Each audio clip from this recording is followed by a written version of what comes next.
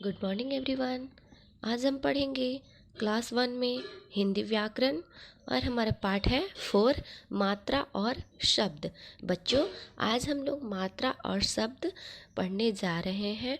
जैसा कि आप सभी ने पिछली कक्षा में या फिर इसी कक्षा में हिंदी बुक में, हिंदी की किताब में आप लोगों ने सभी मात्रा और शब्दों के बारे में पढ़ लिया है, लेकिन फिर भी आज हम लोग हिंदी व्याकरण में फिर से एक बार मात्रा और उसके शब्द पढ़ेंगे।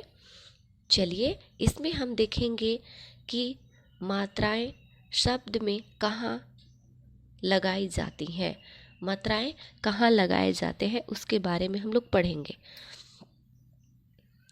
यहाँ देखिए, ये क्या है बच्चों? ये है अ। क्या है? अ। और ये है इसकी मात्रा। ठीक है, तो बच्चों, अ की कोई मात्रा नहीं होती है। अ की कोई मात्रा नहीं होती है, क्योंकि वर्णमाला के व्यंजन अपूर्ण हैं, अधूरे हैं।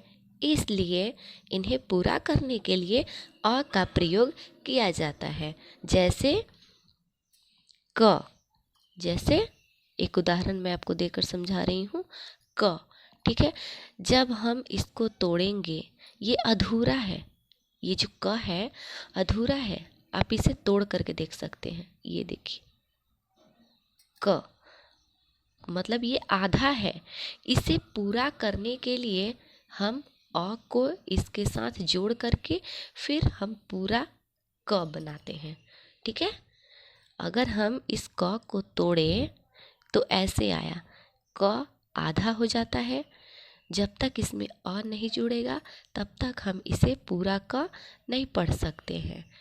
तो बच्चों, वर्णमाला के व्यंजन अपूर्ण है, यानी अधूरे हैं। तो इसलिए इन्हें पूरा करने के लिए अ का प्रयोग किया जाता है। ठीक है, आइए आगे देखते हैं। अब हमारा आगे आता है जो है आ, और ये है इसकी मात्रा। ठीक है, आ की मात्रा व्यंजन के बाद लगाई जाती है। आ की मात्रा व्यंजन के बाद लगाई जाती है। जब आ की मात्रा का प्रयोग होता है तो उसकी ध्वनि स्पष्ट और ऊंची होती है।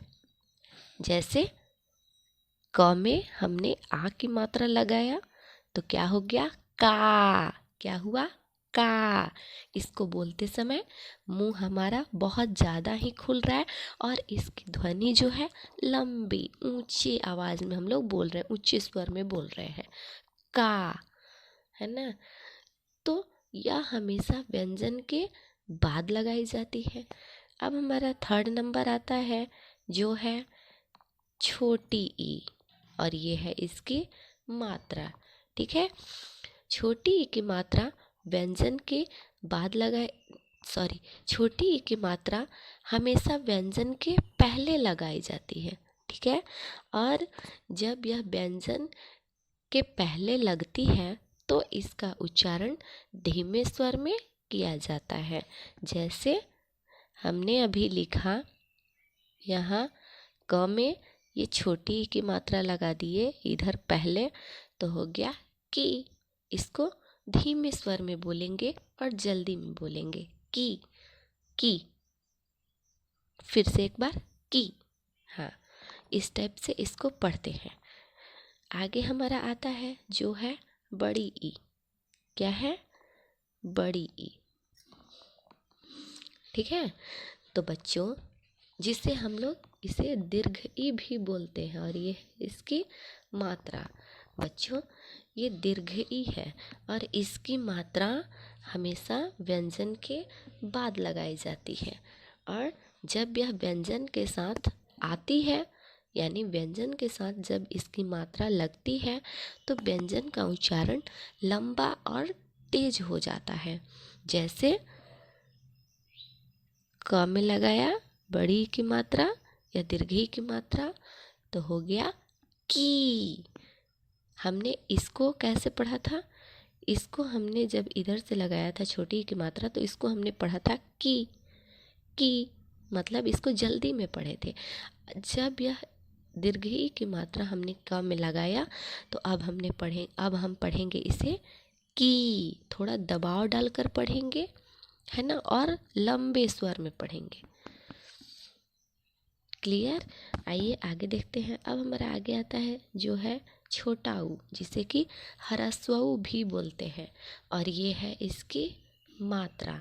ठीक है, तो बच्चों ह्रस्व ऊ की मात्रा व्यंजन के साथ लगती है, और जब यह व्यंजन के साथ लगती है तो इसका उच्चारण धीमे स्वर में और जल्दी में होता है। और मैं आपको बता दूं कि इसकी मात्रा कहाँ लगती है, तो इसकी मात्रा हमेशा व्यंजन के नीचे लगाई जाती है। ठीक है, क्लियर? अब हमारा आगे आता है जो है दीर्घ ऊ, और ये है इसकी मात्रा। ठीक है, तो दीर्घ ऊ की मात्रा जब व्यंजन के साथ लगती है तो व्यंजन ऊंचे स्वर में और लंबे समय तक पढ़ा जाता है। ठीक है, जैसे क में लगाया, दीर्घ ऊ की मात्रा हो गया कू। हमने कहा कि जब यह व्यंजन के साथ लगती है तो व्यंजन का उच्चारण जो होता है ऊंचे स्वर में और लंबे समय तक किया जाता है, और यह दीर्घ ऊ की मात्रा जो है हमेशा व्यंजन के नीचे लगाई जाती है। ठीक है, आइए अब हमारा आगे जो आता है वह है री। क्या है? री, ये, और ये है इसकी मात्रा। बच्चों री की मात्रा हमेशा व्यंजन के नीचे कैसे लगाई जाती है? जोड़ करके लगाई जाती है। ठीक है, और री की मात्रा का प्रयोग अक्षर र पर नहीं किया जाता है। ठीक है, चलिए आगे देखते हैं। अब हमारा आगे जो आता है वो है ए। क्या है? ए। बच्चों ए की मात्रा जब व्यंजन के साथ लगती है तो इसका उच्चारण धीमे स्वर में और कम समय के लिए किया जाता है। ठीक है, धीमे स्वर में और कम समय के लिए किया जाता है। आइए हम देखते हैं उदाहरण। जैसे मान लीजिए हमने लगाया क के ऊपर ए की मात्रा, हो गया के, और ये हमेशा व्यंजन के ऊपर लगाए जाते हैं। समझ में आ रही है? ओके, आइए अब हम आगे देखेंगे। आगे जो है वह है ए। क्या है?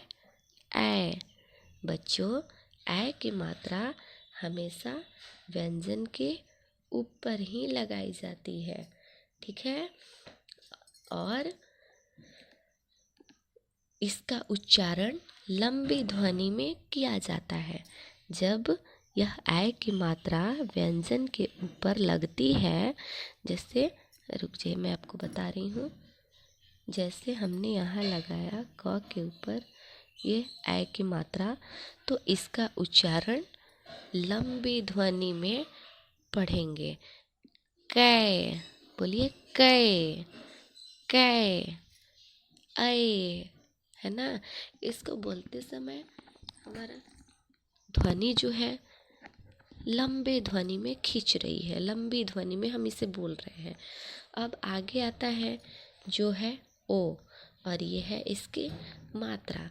बच्चों ओ की मात्रा का उच्चारण धीमे स्वर में और कम समय के लिए किया जाता है, और ओ की मात्रा हमेशा वर्ण के दाईं तरफ लगाई जाती है।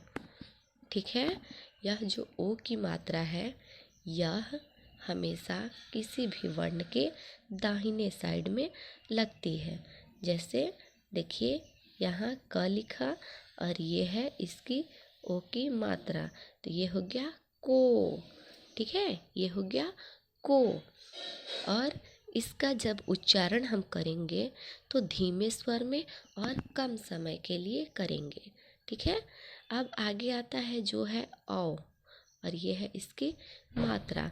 तो बच्चों, औ की मात्रा लंबी ध्वनि में होता है और यह हमेशा व्यंजन के बाद लगती है। ठीक है, अब आगे आता है जो है अनुस्वार, और ये है अनुस्वार बिंदु, जिसे हम लोग बिंदु बोलते हैं।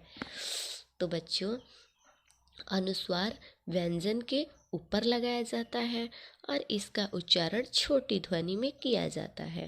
अन, जैसे क में हमने यहाँ अनुस्वार लगाया तो हो गया कन, कंग, कन हुआ ना। तो इसका जब हम उच्चारण करेंगे तो छोटी ध्वनि में करेंगे और यह हमेशा व्यंजन के ऊपर लगता है। ठीक है, अब हमारा लास्ट जो है वह है अह, और ये विसर्ग अह।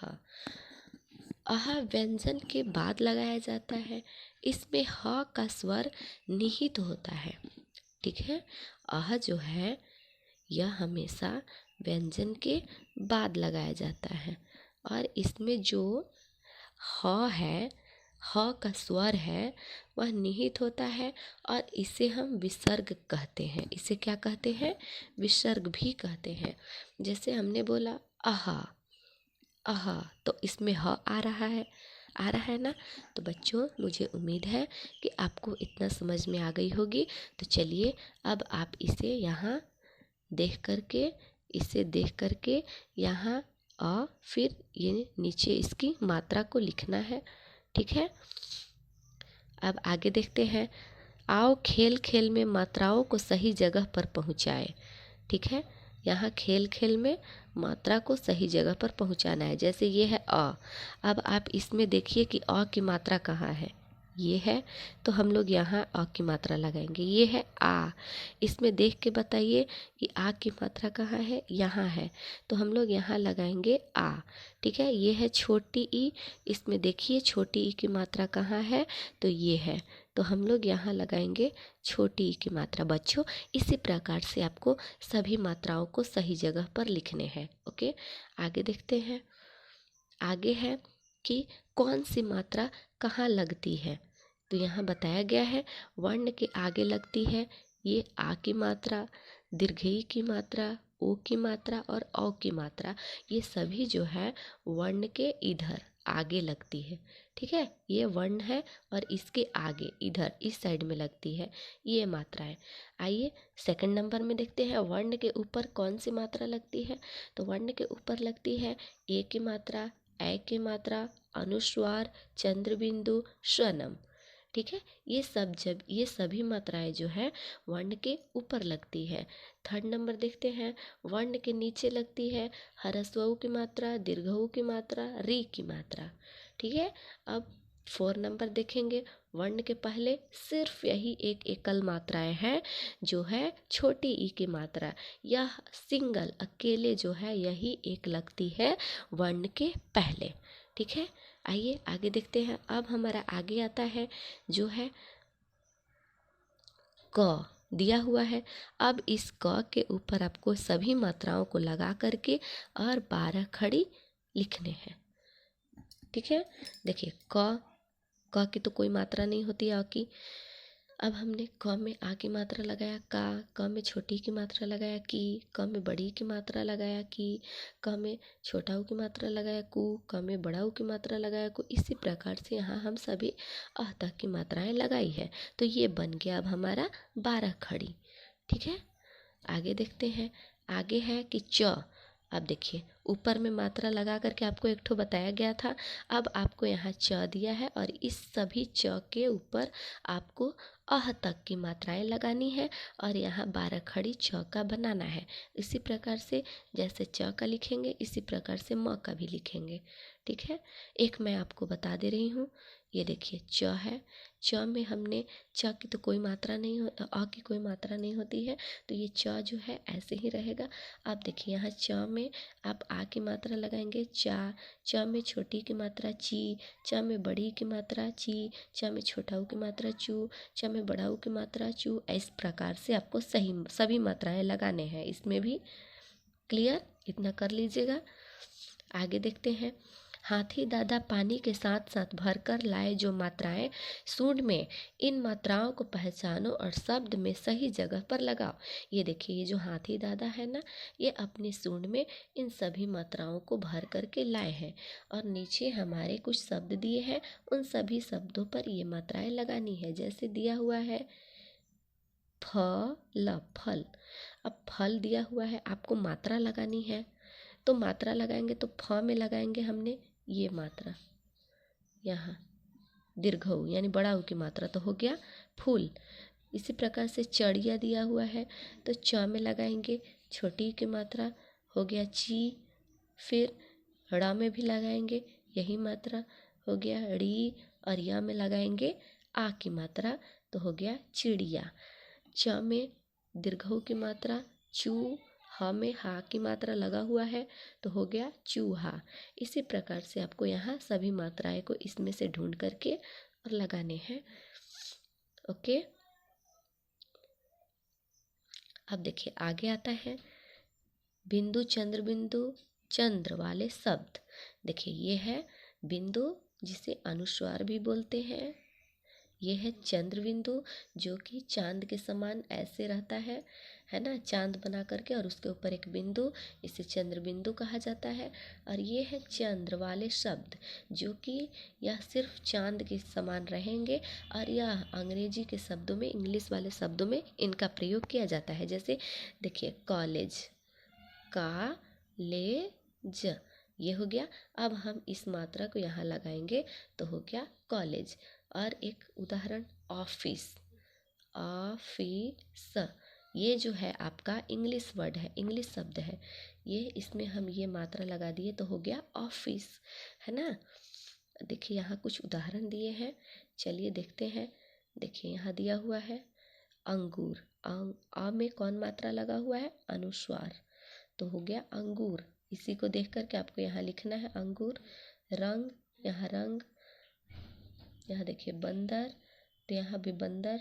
जंगल, जंगल। पतंग, पतंग। ये हुआ आपका अनुस्वार यानी बिंदु वाले शब्द। आप देखिए यहाँ है दिया हुआ चंद्र बिंदु वाले शब्द, ठीक है। तो इसी को देख करके आपको यहाँ लिखना है, देख करके। और यहाँ देखिए अभी चंद्र वाला शब्द जो देखे थे ना अभी हम लोग ऊपर में, ये अंग्रेजी के शब्द हैं। Office, box, doctor, ball, hall, इसमें हम लोग इस मात्रा का प्रयोग करते हैं। इसे देख करके आपको यहाँ लिखने हैं। Okay, clear. ओके, चलिए बस आज के लिए इतना ही। और ये रहा आज का आपका होमवर्क, इसे आप लोग कंप्लीट कीजिए।